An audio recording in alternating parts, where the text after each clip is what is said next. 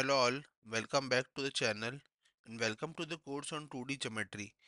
देखो रिकॉल अपन ने कुछ लास्ट फ्यू लेक्चर्स के अंदर ज्योमेट्री में straight lines, coordinate geometry, coordinate Cartesian points, circle और इसके बारे में बात करी थी। अब अपन स्टार्ट कर रहे हैं पैराबोला को, राइट। तो देखो पैराबोला को समझने से पहले कुछ बेसिक कंसेप्ट्स होते हैं जो हमें समझना ज़रूरी है, तो अपन उस पर बात करेंगे, राइट। तो चलिए लेट्स गेट स्टार्टेड, शुरू करते हैं। तो देखो सबसे पहला पॉइंट है conic.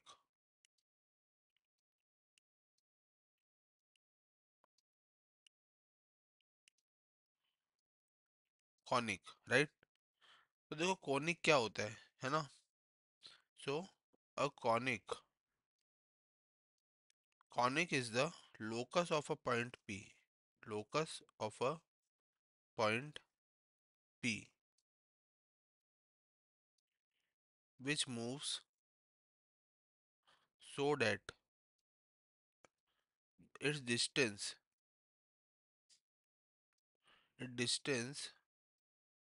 from a fixed point s in a constant ratio to its perpendicular distance is in a constant ratio to its perpendicular distance from a fixed straight line mn। अब देखो जरा फिगर बनाते हैं और समझते हैं कि मैं क्या कहना चाह रहा हूँ, ठीक है ना। सो देखो, अगर ये पॉइंट m है और ये एक स्ट्रेट लाइन है पॉइंट mn की, ठीक है। फिर ये मेरा एक पॉइंट p है जिसके कोऑर्डिनेट है x कॉमा y, ठीक है। और इस पॉइंट p से ये एक s मेरा फोकस है, राइट। तो अब जरा समझो क्या कह रहा है कि कोनिक इज द कोई भी शेप, कोनिक यानी क्या, कोई भी पर्टिकुलर शेप जो कि एक लोकस है। लोकस माने तो क्या, मैं समझाता हूँ। देखो अगर ये एक एक्स एक्सिस है, मैं बोलता हूँ अगर सर्कल का लोकस बनाना है तो वो सारे पॉइंट को जोड़ दो जो इस तरीके से लाई कर रहे हैं, तो ये एक लोकस बन जाएगा और इससे बनने वाला शेप क्या होगा, सर्कल। तो लोकस ऑफ द सर्कल क्या होता है बच्चों, x square plus y square बराबर ए स्क्वायर, ये लोकस होता है। सिमिलरली तो अब देखो कोनिक क्या होता है। तो conic is the locus of a point P, मतलब इस पॉइंट पी का लोकस, मतलब इस पॉइंट पी से ड्रॉन होने वाले सारे पॉइंट्स विच मूव्स, इस तरीके से मूव कर रहा है so that it distance from a fix point S, मतलब ये डिस्टेंस है ना, ये वाली डिस्टेंस इसको ले से डी मान लेते हैं। तो पी और एस के बीच वाली distance is in a constant ratio to इस परपेंडिकुलर डिस्टेंस, मतलब ये रेशो एम एन, मतलब P S by M N का रेशो ये हमेशा कांस्टेंट रह रहा है, ठीक है ना, from a fix straight line M N, ठीक है ना। तो जहाँ पे क्या है उस नोटेशंस दे देते हैं, जैसे P S by P M, ठीक है। P S by P M को ई बोलते हैं, ई यानी बोले तो इसेंट्रिसिटी, इसी को बोलते हैं। जो रेशो की बात हो रही है ये इसी रेशो की बात हो रही है कि ये रेशो हमेशा कांस्टेंट रहेगा, ठीक है। जहाँ पे जो पी है बच्चों वो कोई भी पॉइंट है on the conic, any point on the conic, मतलब अगर कोई कोनिक कोई शेप बन रहा है तो मैं उस कोनिक का हमेशा एक ऐसा पॉइंट फाइंड कर सकता हूँ उस पॉइंट का ratio with the perpendicular distance का रेशो हमेशा सेम रहने वाला है ना। ठीक है ना। परपेंडिकुलर डिस्टेंस कौन सी हुई बच्चों, पीएम पीएस से, है ना। ये तो पैरेलल हो गई, परपेंडिकुलर कौन सी हुई, पीएम, है ना। तो इस पीएम का रेशो इस पीएस के साथ हमेशा कांस्टेंट रहेगा और उसी रेशो को बोला जाता है इसेंट्रिसिटी, ठीक है ना। फिर बात कर लेते हैं फोकस की, है ना। तो देखो कुछ टर्म्स आ रही है, वन बाय वन डिस्कस करेंगे।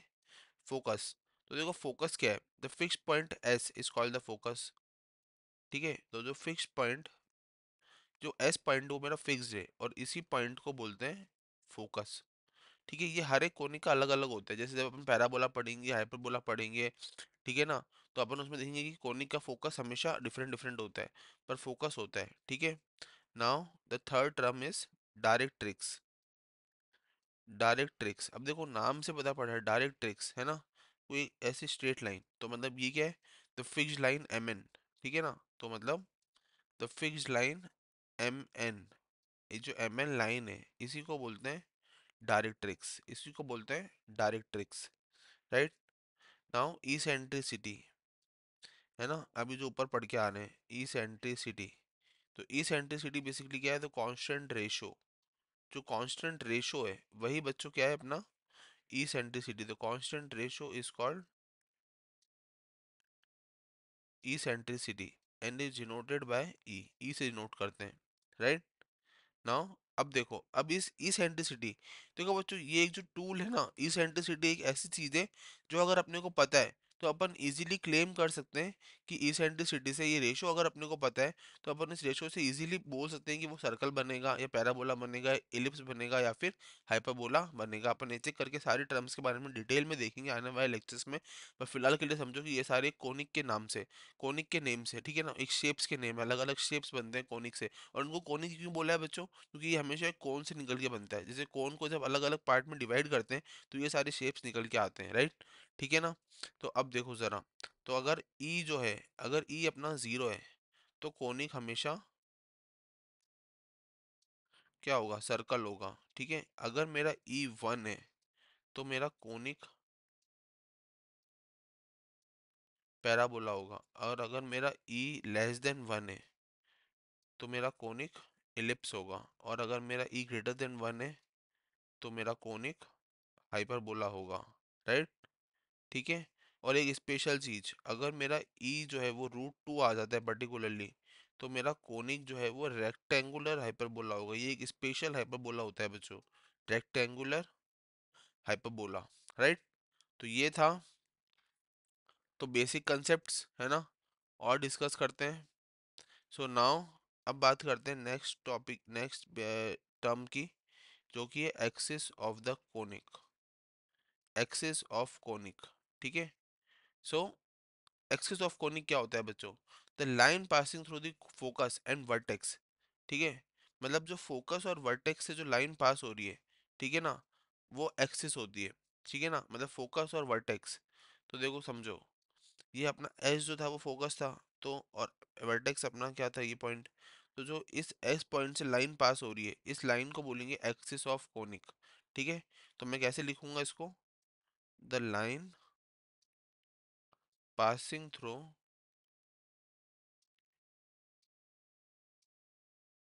Passing through the focus and vertex, ठीक है। और इम्पॉर्टेंट पॉइंट कि एवरी कोनिक, हर एक कोनिक, हर एक कोनिक सिमेट्रिकल होता है अबाउट इज एक्सिस, ठीक है ना। मतलब जितना एक्सिस के इधर है उतना ही एक्सिस के उधर है, ठीक है ना, सिमेट्रिकल होगा हमेशा।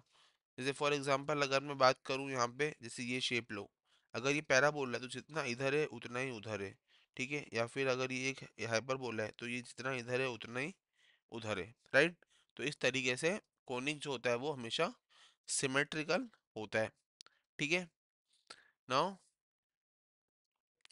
इम्पॉर्टेंट पॉइंट, अब एक्सिस की अगर बात करिए तो एक्सिस में ये समझो कि पैराबोला जो होता है,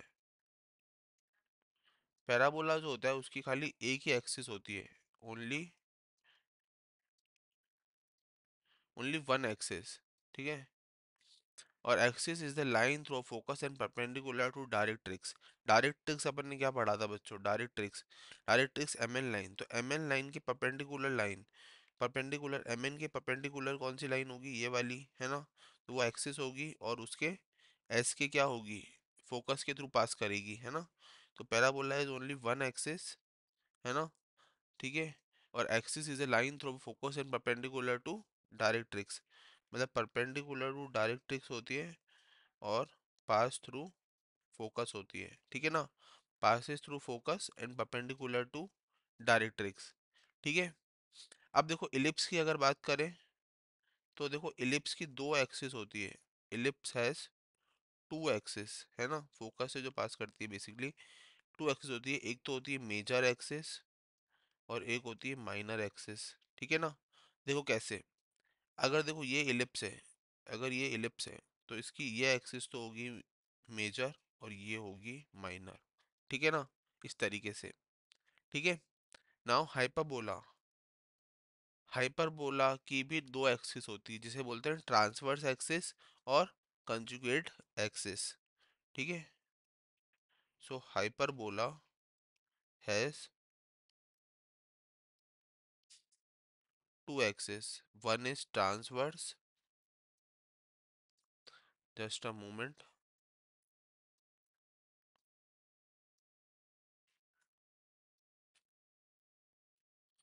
ओके, तो हाइपरबोला की भी दो एक्सिस होती है,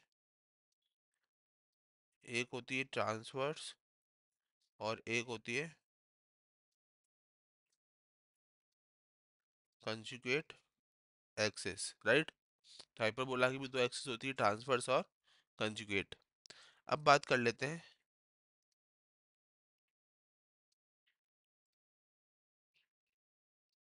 वर्टेक्स की। तो देखो वर्टेक्स क्या होता है ना। देखो अभी अपन ने ऊपर बात करी थी कि एक्सिस जो होती है वो फोकस और वर्टेक्स से पास होती है ना। ठीक है। तो the point of intersection of the conic and this axis, है ना, एक ऐसा इंटरसेक्शन पॉइंट जो कोनिक और उसके एक्सिस के बीच का है, वही वर्टेक्स कहलाता है, राइट। तो वर्टेक्स क्या होता है, लिखेंगे अच्छे से, the point of intersection of the conic and its axis called the vertex, ठीक है ना, ये वर्टेक्स होता है। अब बात कर लेते हैं लेटस रेक्टम। लेटस रेक्टम क्या होता है, देखो। तो लेटस रेक्टम क्या होता है बच्चों, it is the chord, basically chord, chord passing through the focus, chord passing through the focus and perpendicular to axis, perpendicular to axis of conic, ठीक है ना। तो ये बच्चों होता है लेटिस रेक्टम, ठीक है। लेटिस रेक्टम क्या होता है, the chord passing through the focus and perpendicular to the axis। तो देखो passing through focus और perpendicular to axis, है ना, एक्सिस के perpendicular, ठीक है। तो ये तो होता है latus rectum. Now tangent at the vertex, tangent at the vertex, tangent at the vertex क्या होता है, line through the vertex and perpendicular to the axis of the तो ये तो था chord passing through focus, ठीक है, लेटस रेक्टम। टेंजेंट क्या है बच्चों, कि ऐसी लाइन जो कि वर्टेक्स से पास हो रही है और परपेंडिकुलर है एक्सिस ऑफ कोनिक के, एक ऐसी लाइन जो passes through passes through the vertex and perpendicular to axis of conic, ठीक है ना। तो वो होती है टेंजेंट एट द वर्टेक्स, ठीक बात। नाउ बात करते हैं डबल ऑर्डिनेट। देखो ऑर्डिनेट तो सभी ने सुना है ना। Ordinate means coordinate of the y axis, right, वो ऑर्डिनेट होता है। डबल ऑर्डिनेट क्या है, ये थोड़ा अलग टर्म है। तो any chord which is perpendicular to the axis of the conic, है ना। कोई भी कॉर्ड, देखो अपन ने कॉर्ड पढ़ा था अभी ऊपर कहीं ना कहीं लेटस रेक्टम के अंदर, कि भाई जो कॉर्ड फोकस से और एक्सिस से परपेंडिकुलर है वो तो लेटस रेक्टम है, पर कोई एक कॉर्ड तो हो नहीं सकती, है ना।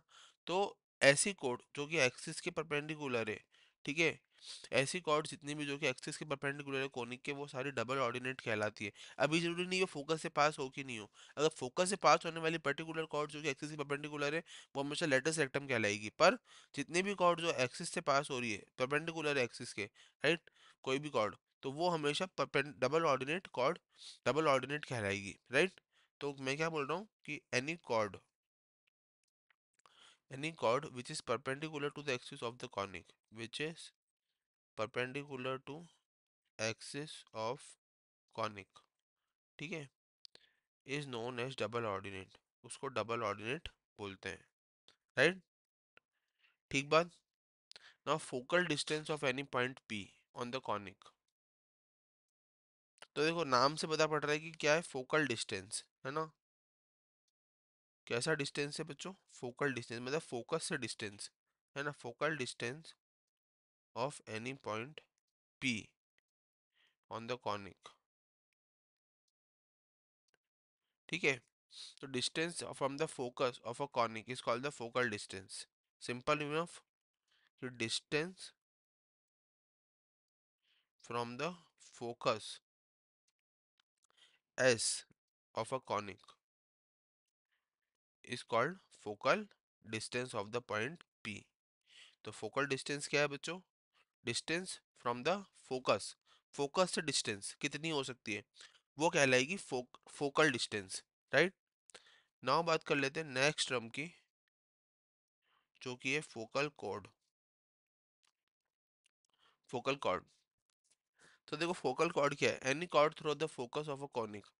भाई देखो, अभी तक अपन ने 3 बार कॉर्ड को पढ़ लिया, डबल ऑर्डिनेट के अंदर, लेटस रेक्टम के अंदर, और फोकल कॉर्ड। तो जो फोकस से पास हो रही है ना, any chord through the focus of a conic is called the focal chord. Simple enough. Latus rectum क्या था? कि एक ऐसी कॉर्ड जो कि फोकस से तो पास हो रही है पर एक्सिस के परपेंडिकुलर है। और डबल ऑर्डिनेट में क्या था कि ऐसी कॉर्ड जो परपेंडिकुलर टू एक्सिस है, कोई भी कॉर्ड है ना, वो डबल ऑर्डिनेट है। पर फोकल कॉर्ड क्या है? वो ना तो लेटस रेक्टम में ना डबल ऑर्डिनेट है, वो है एक ऐसी कॉर्ड जो फोकस से पास हो रही है। क्योंकि लेटस रेक्टम में क्या था? एक ऐसी कॉर्ड जो फोकस से पास हो रही है पर परपेंडिकुलर टू एक्सिस है। पर यहाँ पे ऐसा कुछ नहीं बोला कि परपेंडिकुलर एक्सिस है कि नहीं है। कोई भी कॉर्ड जो फोकस से पास हो रही है वो फोकल कॉर्ड है, सिंपल। तो कॉर्ड पासिस थ्रू फोकस, ऐसी कोड जो फोकस से पास हो रही है वो फोकल कोड है, ठीक है। नाउ बात कर लेते हैं general equation of conic.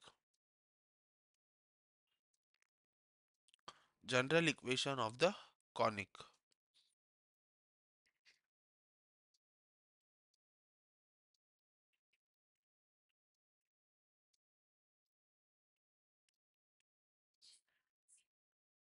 General equation of conic, general equation क्या है बच्चों?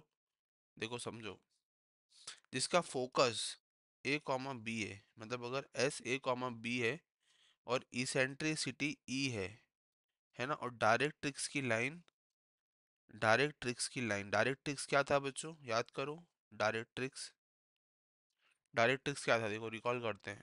Axis of conic, directrix, the the fixed line M N is called directrix, है ना।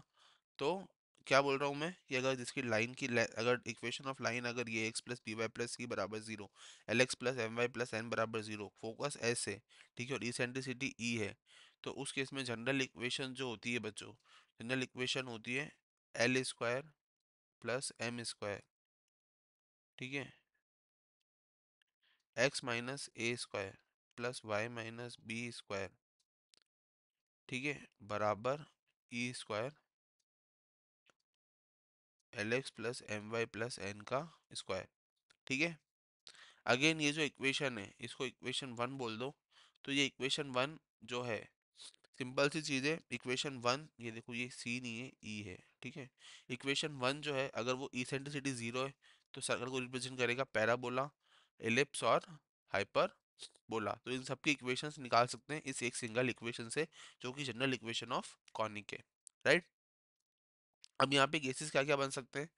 सपोज अगर मेरा फोकस पॉइंट कुछ और हो जाए, ठीक है, और डिटर्मिनेंट मेरे पास आ जाए, तो इक्वेशन अलग अलग फॉर्म में बनाई जा सकती है। एक काम करते हैं, इसको अपन नेक्स्ट लेक्चर में करेंगे। Till then keep watching the channel and keep subscribing the channel. तो देखो इसके अंदर अपन ने क्या समझा, इस लेक्चर के अंदर रिकॉल कर लेते हैं। अपन ने कुछ बेसिक टर्म्स को समझा, जैसे conic, focus, directrix, eccentricity, axis of conic, hyperbola है, वर्टेक्स को समझा, लेटस रेक्टम को समझा, tangent, double ordinate, focal cord, focus, focal distance of point P, general equation of conic, right. So thank you so much and have a nice day.